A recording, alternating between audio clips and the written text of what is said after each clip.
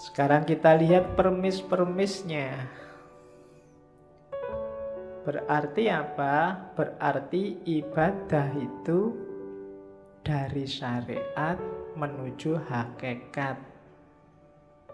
Berarti tugas kita di dunia itu yang pertama belajar tentang syariat, kemudian menjalani syariat, kemudian belajar tentang hakikat dan memahami hakikat, kemudian menjalankan hakikat lewat thariqah tadi.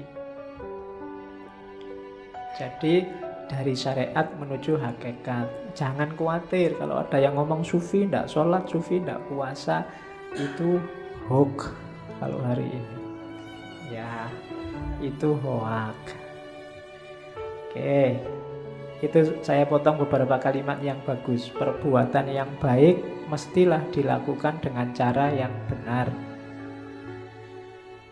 Kalimat ini bisa dipakai karena sekarang banyak orang yang melakukan perbuatan baik dengan cara yang tidak baik.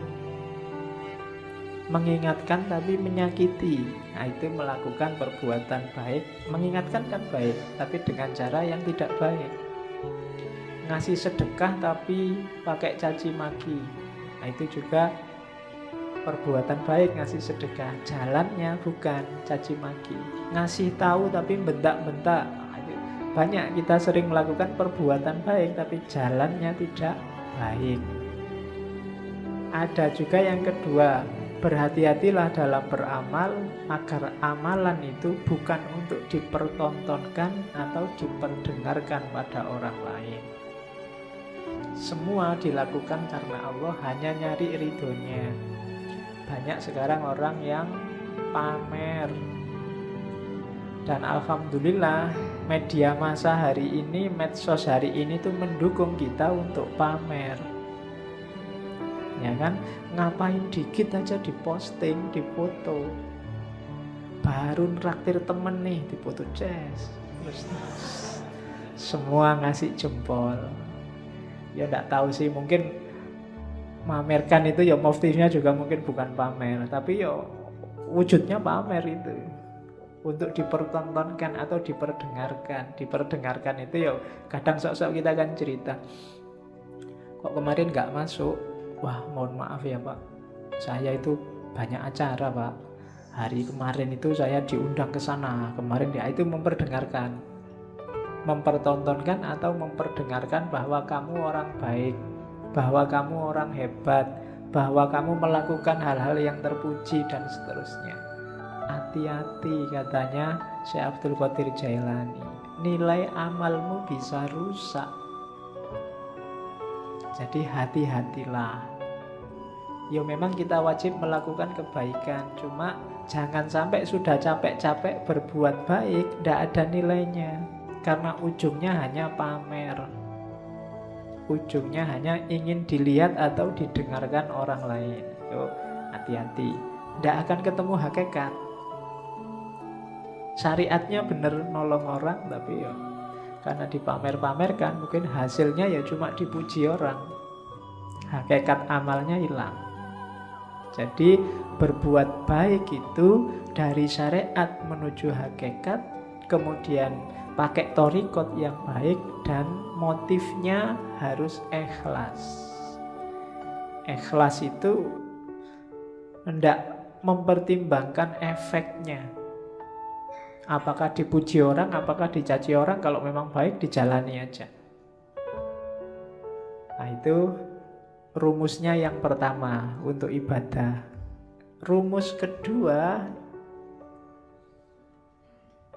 untuk amalan kita bernilai, kita harus mau namanya tafakkur.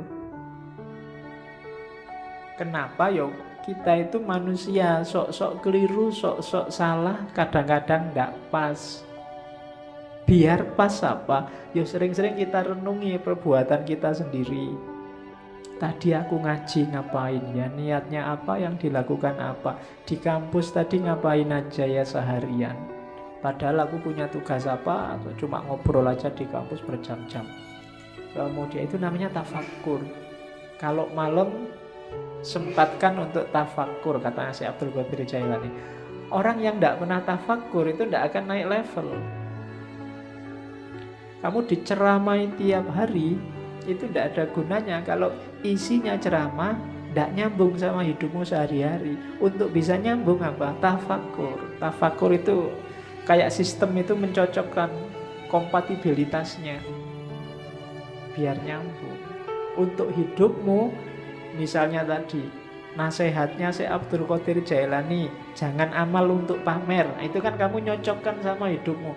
Kira-kira selama ini aku pernah pamer enggak ya? Pamer di mana ya? Motifnya memang pamer atau sebenarnya itu bukan pamer?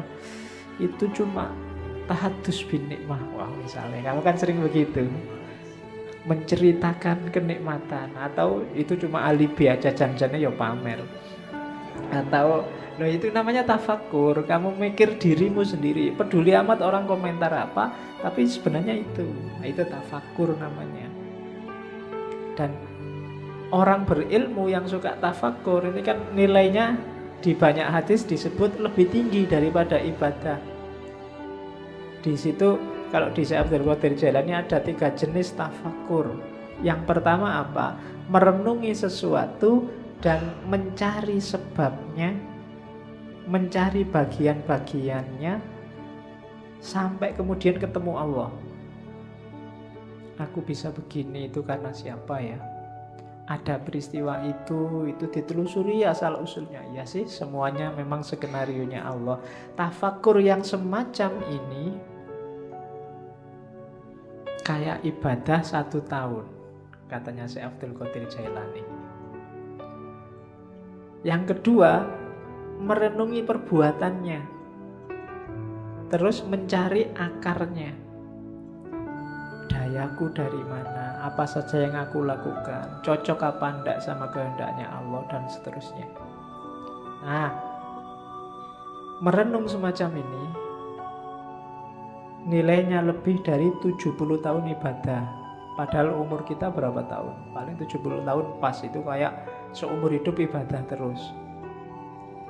Yang ketiga, merenungi hikmah kebijaksanaan ilahi dalam segala hal, bahwa apapun yang ditetapkan oleh Allah, di situ ada ilmu, ada pelajaran, ada kebaikan.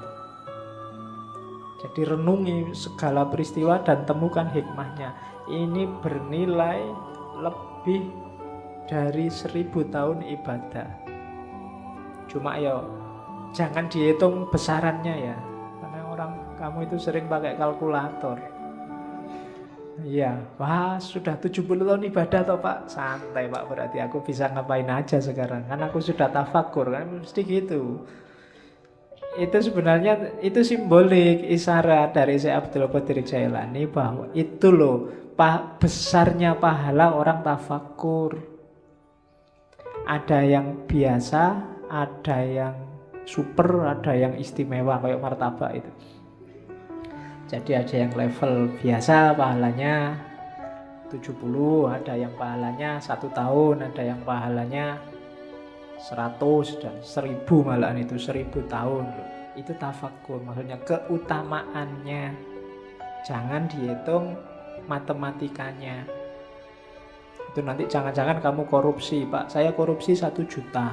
Yang 1 juta ini tak sodakohkan 100.000. Kan nanti dapat pahala 70.000 lipat. 70.000 kali 100.000, hasilnya kan lumayan 70 juta. Dosanya sama pahalanya kan nanti menang pahalanya, Pak. Berarti impas kita, Pak. Kan? Ya, itu namanya matematika. Itu yang bikin kadang-kadang para koruptor itu habis korupsi terus umroh. Ya kan?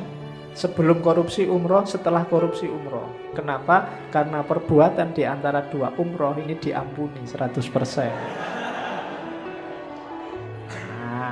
Ya itu kamu sedang main matematika sama Gusti Allah. Emangnya Gusti Allah deso, nggak ngerti kalau buat abusi. Jadi itu tafakur dasarnya. Jadi ibadah, ya kamu jangan Pak, saya sudah bisa sholat kok Pak. Enggak, harus tafakur lagi. Sholatku sudah bener apa enggak? Kualitas sholatku zaman aliyah sama sekarang kira-kira semakin naik apa semakin drastis turunnya. Nah itu kan tafakur yang bisa. Ya dulu saya sholat itu lama loh, sekarang kok bisa cepet ya. Oh itu tafakur yang bisa. Kamu mikir, ini gara-gara aku semakin pinter, apa gara-gara cepet itu waktuku mepet, sibuk terus, apa gara-gara itu tafakur. Kadang-kadang kan memang semakin pinter orang, sholatnya semakin cepet. Ilmunya banyak masalahnya. Dia ngerti sela-selanya mana yang cuma sunnah, mana yang mubah, mana yang wajib.